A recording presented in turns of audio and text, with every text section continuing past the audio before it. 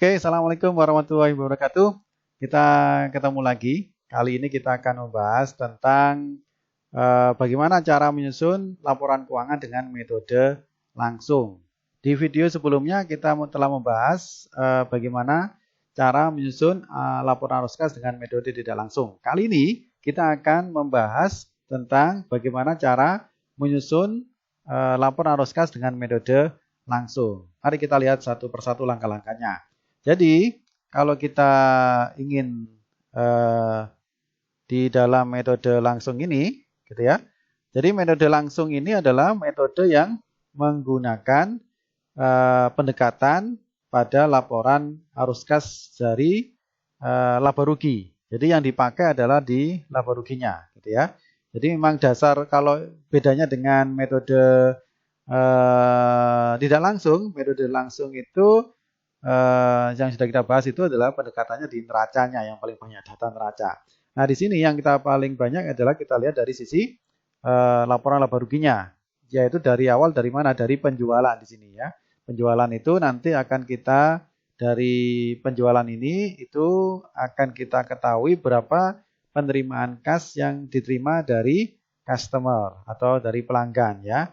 Ingat ya, penjualan itu isinya adalah bisa kas, bisa non kas, karena ada penjualan tunai, ada penjualan non tunai. Nah, penjualan yang non tunai itu yang harus kita keluarkan dari laporan itu. Dari mana? Itu nanti akan kita kurangi dari piutang kan begitu ya. Oke, kemudian arus kas dari aktivitas investasi dan pendanaan. Yang membedakan antara metode langsung dan metode tidak langsung itu adalah dari arus kas investasi, arus kas operasi. Sedangkan arus kas dari aktivitas investasi dan pendanaan itu tidak ada perbedaan antara antara metode langsung dengan metode tidak langsung. Karena itu di dalam pembahasan kita di metode langsung ini kita hanya fokus kepada arus kas dari operasi. Kenapa yang pendanaan sama aktivitas tidak kita bahas ini? Karena sudah kita bahas sebelumnya di di video yang sebelumnya, video yang kedua, yaitu tentang bagaimana cara menyusun laporan arus kas dengan metode tidak langsung. Itu sudah kita bahas. Jadi untuk metode dua metode tadi, untuk aktivitas investasi dan pendanaan itu tidak ada perbedaan antara langsung dengan tidak langsung. Yang membedakan hanya di laporan arus kas dari aktivitas operasi saja. Karena itu kita fokus ke situ. Oke, kita lanjutkan sekarang.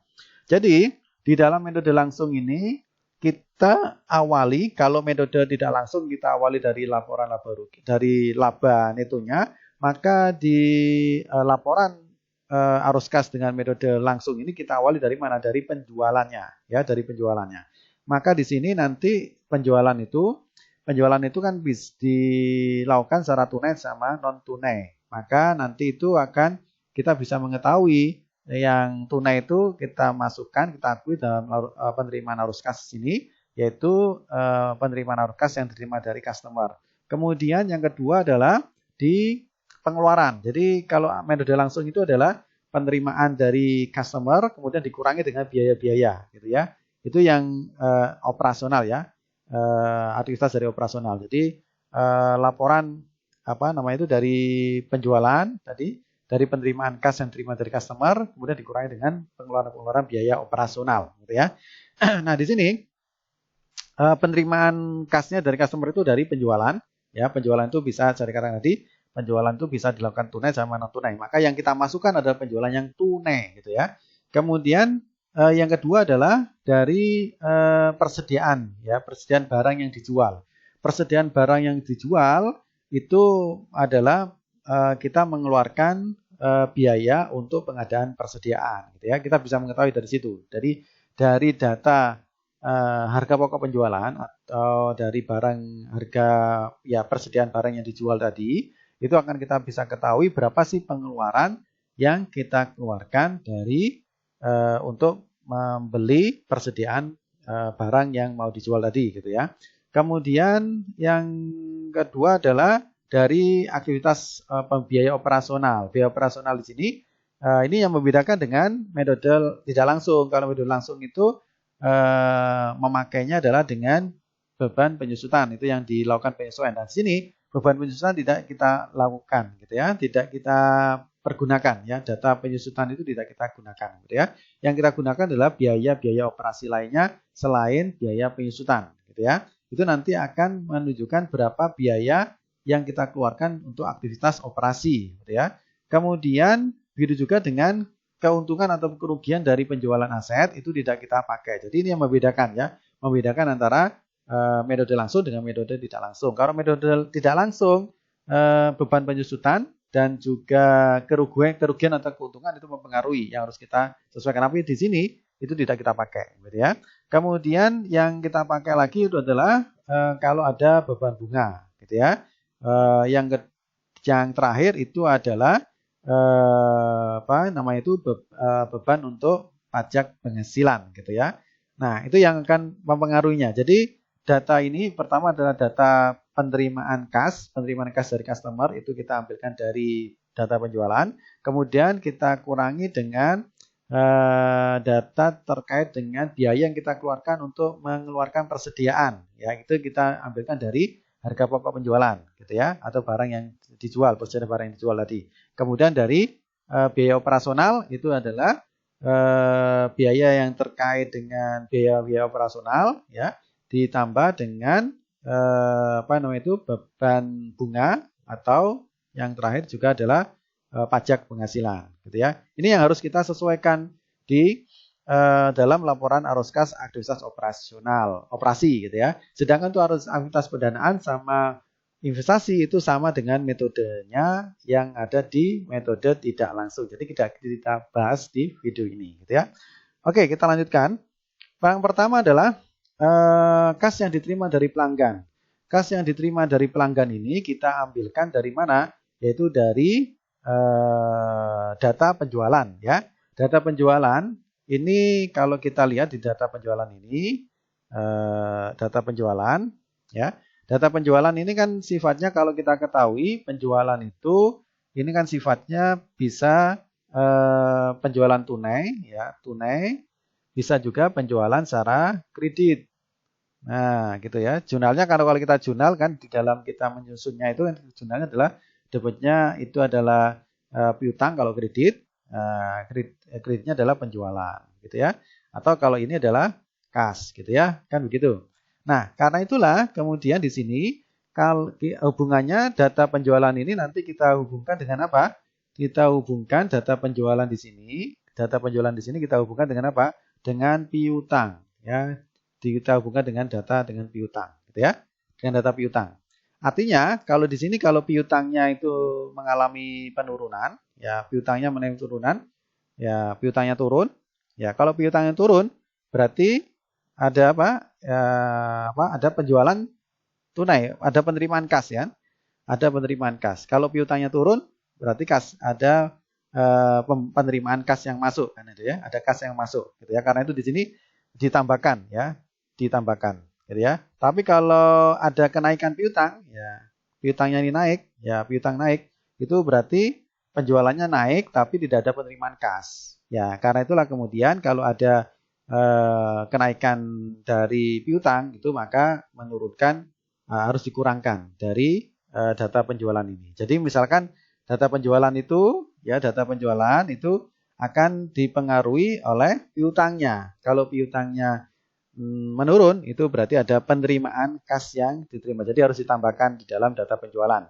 Tapi kalau misalkan ada kenaikan piutang berarti harus turunkan, gitu ya. Supaya kita mendapatkan berapa sih penjualan kas atau penjualan tunai yang resmi, gitu ya. Oke, itu untuk kas yang diterima dari pelanggan. Selanjutnya adalah kita bahas tentang ini tentang sebentar ya, saya hapus dulu ini. Oke. Nah, ini terkait dengan yang berikutnya itu adalah dengan kas yang ini ya, kas yang diterima dari pelanggan tadi, gitu ya. Ini contohnya aja, gitu ya.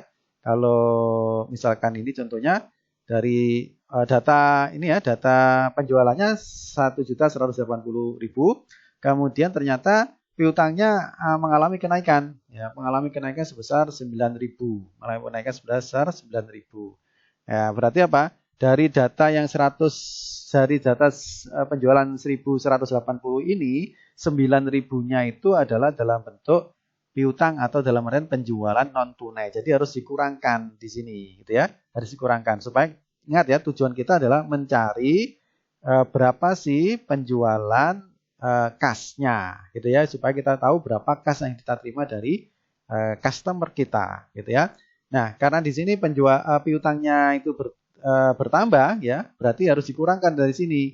Jadi artinya 1.180.000 ini itu mengandung penjualan non tunai ya. Penjualan non tunai sebesar 9.000. Ini harus dikurangkan dari sini sehingga penjualan tunainya itu adalah 1.171. Ini yang dalam bentuk kas yang kita terima gitu ya.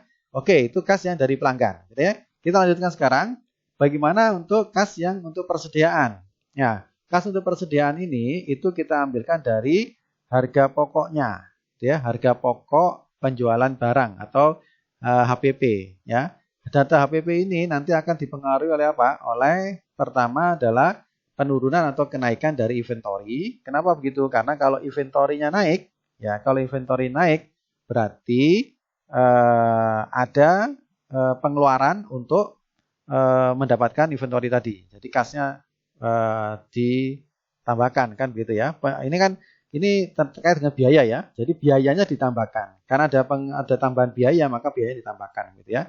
Kemudian juga dipengaruhi oleh apa? Oleh utang dagang. Karena pembelian persediaan itu bisa dilakukan secara tunai sama non tunai. Jadi meskipun persediaannya meningkat, berarti ada pengeluaran untuk biaya pembelian persediaan itu meningkat, tapi kan tidak semuanya itu dalam bentuk tunai. Jadi makanya kalau utang dagangnya itu meningkat, ya utang dagang meningkat harus dikurangkan dari biaya itu, ya harus dikurangkan dari biaya itu. Tapi kalau ada penurunan dari utang dagang itu, berarti ada pembayaran.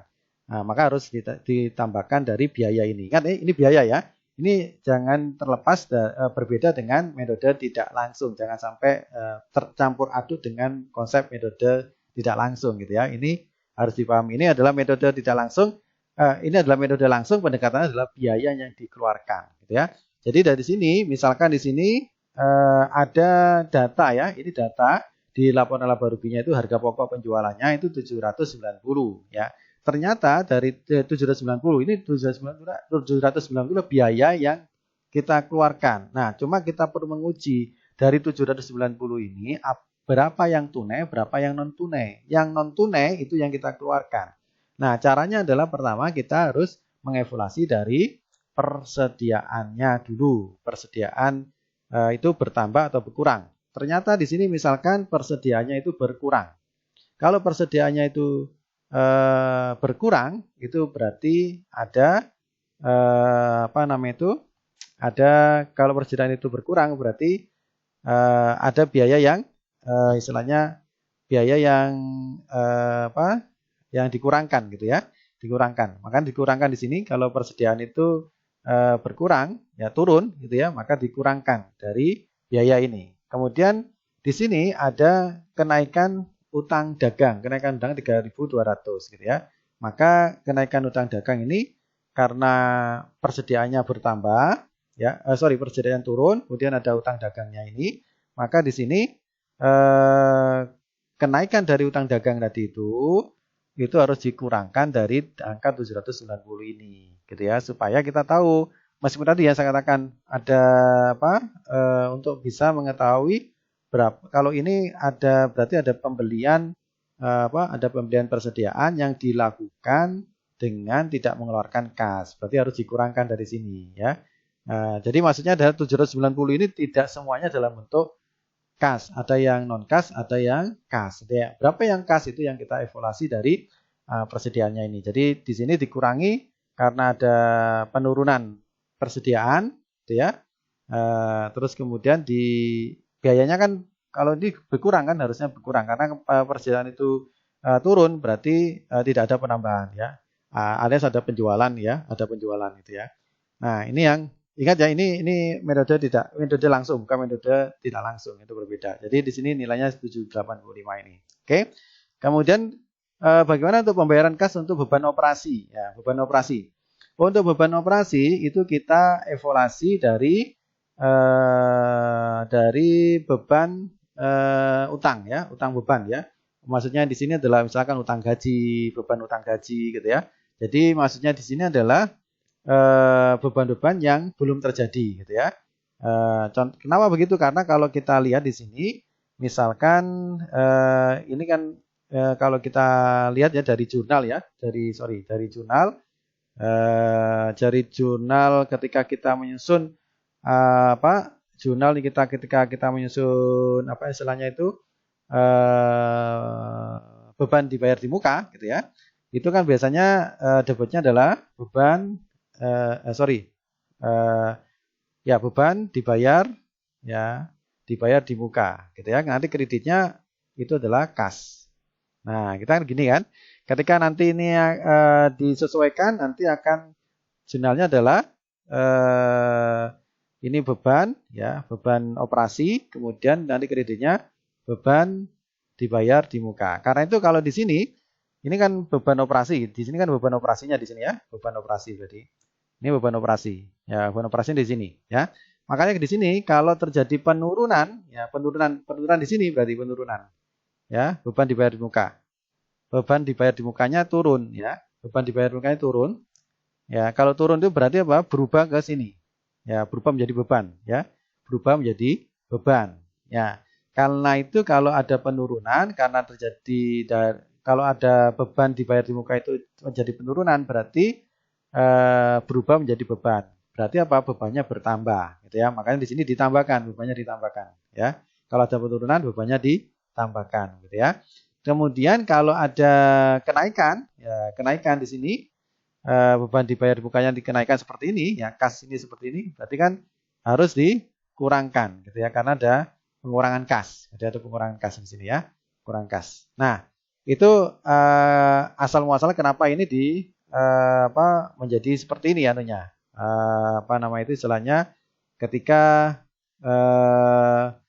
beban operasi ini dikaitkan dengan beban operasi dibayar di muka gitu ya. Jadi misalkan ini ada beban operasi 196 ya. Beban operasi 196 ini bisa berasal dari beban dibayar di muka ini. Jadi misalkan ini ada kenaikan nih, ada kenaikan beban dibayar di muka. Ya, ada kenaikan. Ya, karena itu ada kenaikan tadi, maka harus dikurangkan, gitu ya, harus dikurangkan. Ya, harus dikurangkan dari sini, gitu ya, karena sifatnya ini adalah bukan bukan kas tadi, gitu ya. Maka yang bisa diakui di sini ada yang asli kas itu adalah hanya 193.800. Berarti yang 2.200.000 ini bukan merupakan bagian dari beban dibayar di muka ini, bukan bagian dari beban operasi tadi, gitu ya. Oke, itu untuk beban operasi. Kemudian bagaimana dengan beban bunga?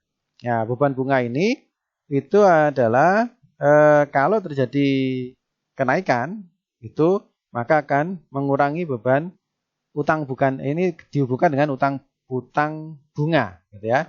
Jadi kalau utang bunganya turun, berarti kan beban bunganya bertambah, gitu ya. Kemudian kalau utang bunganya naik, ya berarti kan belum ada pengeluaran kas. Berarti harus dikurangkan dari dari biaya operasi tadi, gitu ya. Jadi misalkan di sini itu kemudian kalau yang ini adalah pajak ya. Jadi kalau pajak di sini adalah misalkan kalau ada beban pajak ya, beban pajak, beban pajak maka itu dihubungkan dengan hutang ya, hutang pajaknya. Hutang pajaknya itu turun berarti ada pengeluaran kas ya. Kalau hutang pajaknya naik itu berarti belum ada pengeluaran kas. Maka karena begitu, kenapa begini? Karena kan kalau kita lihat di dalam istilahnya di dalam jurnalnya ketika ada hutang ini, kita untuk mengakui adanya hutang ini, ada hutang pajak ini kan misalnya debitnya itu adalah beban pajak ya, kreditnya pada hutang pajak kan begitu, ya kan?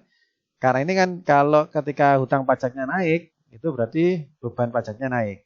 Ya, padahal ini kan beban pajaknya naik tapi ini kan tidak diserah kas. Maka ketika ada kenaikan beban pajak ini, utang pajak ini naik, maka harus dikurangkan dari beban pajaknya. Karena kita sudah mencatatnya beban pajak di sini kan, maka untuk mencatat laporan arus kasnya harus dikurangkan di sini, harus dikurangkan. Ya, begitu kalau ada kenaikan dari penurunan ya, kalau penurunan dari utang pajak kan begini, debitnya hutang pajak, kreditnya adalah kas. Berarti ketika hutang pajaknya berkurang, berarti ada pengeluaran kas yang harus ditambahkan di bebannya sini, gitu ya. Nah, itu terkait dengan konsep dari kenapa kalau hutang pajak itu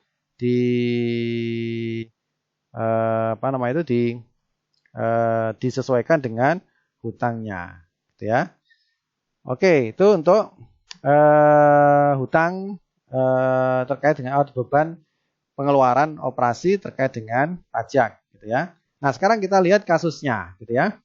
Kasusnya di sini ada ini ada di sebelah kita di sini itu ada laporan laba rugi. Ya, saya lagi kalau laporan arus kas langsung itu adalah menggunakan pendekatan laba rugi, gitu ya. Di sini ada laba ruginya, gitu ya. Kemudian di sini ada data di neracanya. Data neracanya itu adalah terkait dengan piutang, terkait dengan persediaan, terkait dengan beban dibayar di muka, terkait dengan utang dagang, terkait dengan utang beban operasi, misalnya utang gaji dan sebagainya, gitu ya. Dan terkait dengan utang pajak, gitu ya. Nah, misalkan di sini pertama adalah kita harus mengetahui berapa penerimaan kas dari customer. Ya, di sini. Berarti kita harus mengacunya di di sini, di penjualan ya. Penjualan. Di sini ada data penjualan, ya. Di sini ada data penjualan 511.000. Data penjualan 511.000 ini sebenarnya kan ada dua, ya. Ada kas, ada yang non kas. Nah, kita ingin tahu yang kas itu berapa. Nah, untuk bisa mengetahui yang ini, berapa yang kas ini, ya, kita ngeceknya di piutang. Ya, kita ngeceknya di piutang. Ya, kita ngeceknya di piutang, ngeceknya ya. Kita ngeceknya di piutang. Ya. Piutangnya berapa? Kenaikan atau penurunan piutang. Di sini ada data untuk piutangnya ini mengalami penurunan piutang. Ya, pengalami piutang. Artinya kalau piutangnya turun berarti ada apa? Ada kas masuk. Ya, ada kas masuk. Maka otomatis di sini 511.000 ini ditambah dengan ini penurunannya ini ya. Penurunannya sebesar 11.760 gitu ya. Maka ini hasilnya adalah 522.760 ini ya. Sesuai dengan yang di sini gitu ya. Oke, itu adalah penerimaan kas dari customer. Sekarang penerimaan kas dari customer itu kita kurangkan dengan biaya-biaya yang kita keluarkan. Nah, biaya yang dikeluarkan itu adalah yang pertama adalah terkait dengan persediaan. Dari persediaan ini bisa lihat dari mana? Di sini ya. Di HPP di sini. Di sini tercatat barang yang dijual. Barang yang dijual adalah 290 ya. 290. Barang yang dijual adalah 290. Maka kita cek di mana? Cek di persediaan. Nah, persediaannya ini adalah mengalami kenaikan ya, mengalami kenaikan. Ya, persediaannya mengalami kenaikan. Ya. Ini persediaan mengalami kenaikan sebesar 390. Ya. Berarti kalau ada kenaikan itu berarti ada misalnya bebannya bertambah kan itu ya. Bebannya bertambah. Nah, ini beban bertambah. Ya, karena tujuan kita adalah untuk tadi ini ya, mencari berapa sih pengeluaran yang kita gunakan untuk membeli persediaan secara kas, ya. Jadi di sini ada yang kas, ada yang non kas kan ini. Nah, berapa yang kas? Ya, itu adalah kita lihat dari persediaan. Persediaannya ini adalah bertambah persediaannya. Bertambah berarti ada pengeluaran bebannya makin meningkat gitu ya. Kemudian kita lihat dari utang dagangnya. Utang dagangnya di sini ada penurunan ya. Ada penurunan sebesar 780. Kalau ada penurunan hutang dagang, berarti ada apa? Ada pengeluaran kas. Ya, artinya bebannya itu bertambah. Karena itulah kemudian di sini dari HPP-nya ini yang 290.500 ini itu kita tambahkan dengan kenaikan dari inventorinya, persediaannya, yaitu 3920 gitu ya. Kemudian kita tambah lagi dengan apa? Dengan penurunan dari hutang dagang. Penurunan hutang dagang itu adalah 7980 ya, 7980 ya penurunannya. Nah, ini kita kurangkan. Ya, kita tambahkan ya. Ditambahkan. Karena bertambah ya. Ditambah ya. Ditambah ini semua ditambah semuanya gitu ya.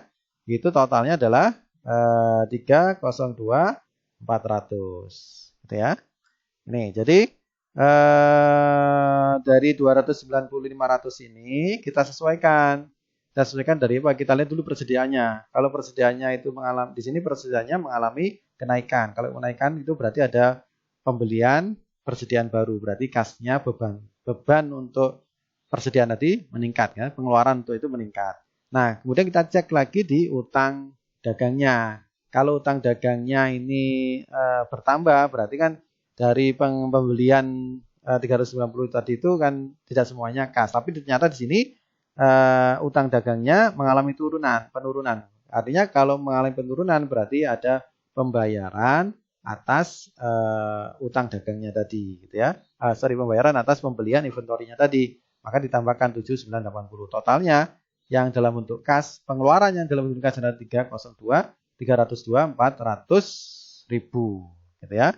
Nih, oke, di sini ya. Sekarang setelah untuk persediaan, maka beban operasi. Beban operasi di sini ini untuk Untuk ini untuk apa istilahnya itu untuk depresiasi itu tidak kita gunakan, gitu ya. Kenapa? Karena tidak masuk dalam perhitungan ini karena itu sifatnya non kas, gitu ya. Kita mencari yang kas saja, gitu ya. Nah, di sini berarti di sini yang 105 ini. Ya, 105 ini yang kita evaluasi. Jadi 105 kita evaluasi dari mana? Yang pertama itu adalah dari beban dibayar di muka. Ya, beban dibayar di muka. Di mana beban dibayar di muka ini itu mengalami mengalami penurunan di sini ya. Mengalami penurunan. Ya. Mengalami penurunan. Ya, beban dibayar di muka mengalami penurunan. Artinya tadi seperti saya jelaskan ya, kalau beban dibayar di muka itu mengalami penurunan, ya berarti ada pengeluaran kasnya, gitu ya. Maka di sini kasnya di bebannya di sini, beban operasinya di sini. Kan kalau tadi ya debitnya itu kan beban dibayar di muka, kreditnya adalah kas. Ya, kalau di sini nanti adalah debitnya kalau terjadi apa istilahnya beban penurunan di sini, berarti kan jadi beban operasi, ya kreditnya adalah beban dibayar di muka. Ini artinya ada penurunan, ya. Artinya apa? Ada apa istilahnya penambahan beban operasi, tapi yang sifatnya non kas ini kan. Ini non kas, karena kasnya sudah dibayar sebelumnya di sini. Nah, non kas ini kan beban dibayar di mukanya turun, gitu ya. Turun berarti berubah menjadi beban operasi, ya. Turun menjadi beban operasi. Karena jadi beban operasi yang sifatnya non kas, maka harus dikurangkan. Berarti 105 tadi, 105.000 ini dikurangi dengan penurunan tadi 37 ya, 3780 ya, dikurangi, ya. Kemudian kita lihat apa lagi? Yaitu dari ini ya, beban utang ya. Utang beban ya, utang beban.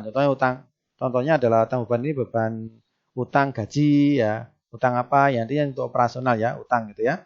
Ini kan biasanya kalau kita jurnalnya adalah debitnya apa? Debitnya kita akui sebagai beban operasi ya. Kreditnya nanti adalah di sini utang ya. Nah, gitu ya. Kalau di sini itu hutangnya ini hutangnya ini mengalami kenaikan ya, hutangnya mengalami kenaikan. Kalau hutangnya kenaikan berarti tetap di kredit ini, berarti nanti seperti ini jurnalnya. Berarti ada penambahan beban operasi. Padahal beban operasi itu kalau dalam konteks ini beban operasinya dalam bentuk non kas. Nah, karena dalam bentuk non kas maka harus dikeluarkan. Maka harus dikurangi lagi nih, ini dikurangi, terus ini dikurangi lagi sebesar ini ya. Dikurangi sebesar 1260 gitu ya. Maka nanti hasilnya adalah 960 gitu ya. Oke, seperti ini. Nah, sekarang tentang pajak penghasilan. Pajak penghasilan di sini kita lihat pajak penghasilannya ada 21.700. Kemudian di dalam neracanya, ini ada dalam neraca ini itu ada apa istilahnya di sini, ada istilahnya di dalam neracanya di sini ada penurunan ya, ada penurunan. Di sini ada penurunan sebesar 260 gitu ya. Nah, karena ada penurunan berarti kalau awalnya kan debitnya itu adalah beban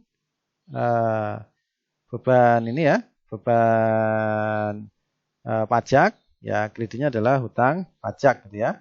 Kan gini. Kalau hutang pajaknya menjadi penurunan, berarti ada pembayaran. Berarti harus ditambahkan. Makanya di sini 21.700 ini ditambahkan dengan penurunan ini ada pembayaran kas, nanti ada pengeluaran kasnya. Jadi sebesar ditambahkan dengan 2.660.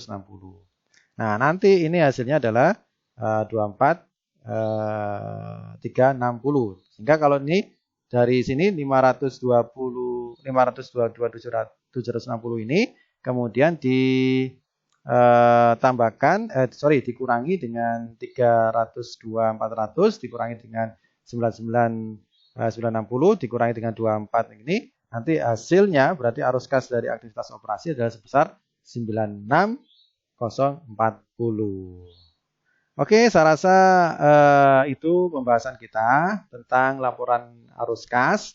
Yang terakhir kita bahas itu adalah laporan arus kas dengan menggunakan metode langsung. Oke, selamat mencoba, selamat belajar. Jika ada yang belum dipahami, mungkin nanti bisa diskusi di kelas Zoom meeting. Oke, selamat belajar semuanya. Sekian, wassalamualaikum warahmatullahi wabarakatuh.